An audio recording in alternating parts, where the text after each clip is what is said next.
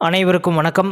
10ஆம் வகுப்பு கணக்கு இயல் 1 உறவுகளும் சார்புகளும் பாடத்தலைப்பில் எடுத்துக்காட்டு 1.4வது கணக்கிற்கான விடையினை இந்த வீடியோவில் பார்க்கலாம். Welcome to Mani math board.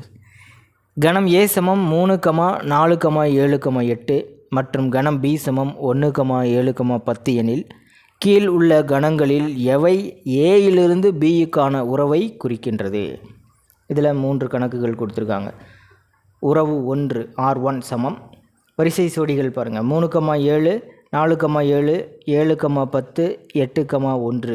அது மாதிரி R2 R3 கொடுத்துருக்காங்க. ஏயிலிருந்து பிக்கு ஆன உறவு. இப்போ இந்த வரிசை சோடிகளில் முதல் உறுப்பு கணம் ஏயிலிருந்தும் இரண்டாவது உறுப்பு கணம் பியிலிருந்தும் இருக்கும். இந்த கணக்கில் 3 உறவுகள் கொடுத்துருக்காங்க. R1 R2 R3. எவையெல்லாம் ஏயிலிருந்து பிக்கான உறவை குறிக்கின்றது அப்படிங்கிறத நம்ம கண்டுபிடிக்கணும்.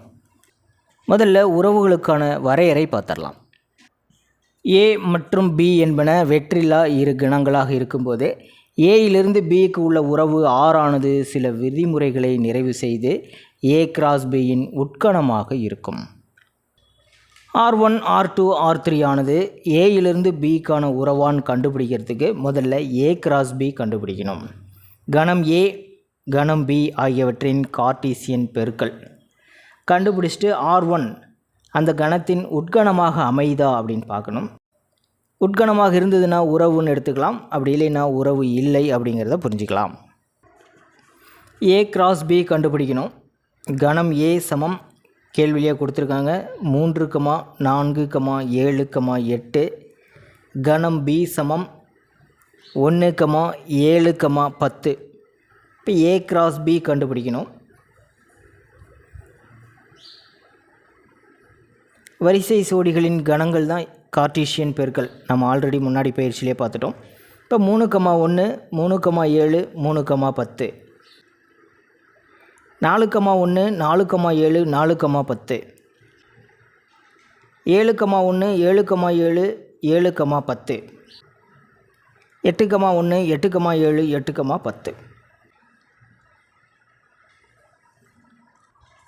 இப்போ ஏ கிராஸ் பி கண்டுபிடிச்சிட்டோம்.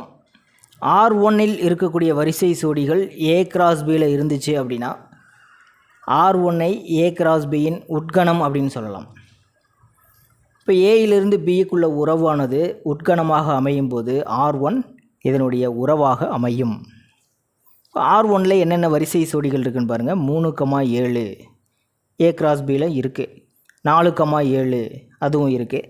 7, 10 இந்த வரிசை சோடியும் இருக்குது. 8, 1 இருக்குது.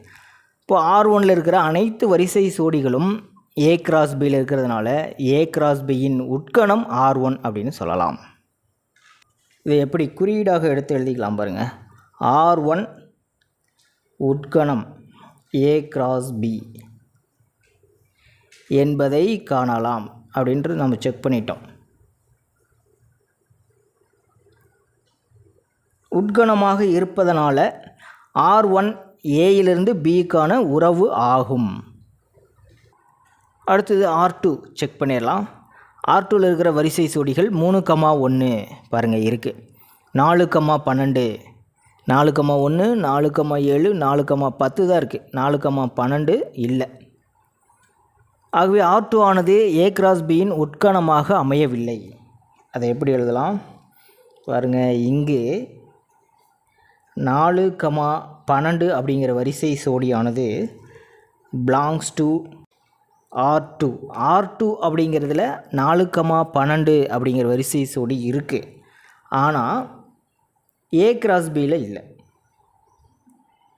4, 12 அப்படிங்கிற வரிசை சோடியானது not belongs to A cross B. இன்னும் சுருக்கமாக சொன்னால் R2 உட்கணம் அல்ல, ஏ கிராஸ் பியின் உட்கணம் அல்ல அப்படின்னு சொல்லிடலாம். உட்கணமாக அமையாத போது R2 ஆனது ஏயிலிருந்து பிக்கு உறவு இல்லை. மூன்றாவது உறவு பாருங்கள். R3 அதில் உள்ள வரிசை சோடிகள் ஏ கிராஸ் பிலையும் இருக்குதா அப்படின்னு செக் பண்ணணும். இருந்தது அப்படின்னா உறவுன்னு சொல்லலாம், இல்லை அப்படின்னா அது உறவு இல்லை அப்படின்னு தான் அர்த்தம். இப்போ R3யில் இருக்கிற வரிசை சோடிகள் பாருங்கள். 3, 7 3, 7 இருக்குது. 4, 10 இருக்குது. 7, 7 இருக்குது. 7,8 பாருங்கள் 7,8 அப்படிங்கிற உறுப்பு இதில் இல்லை.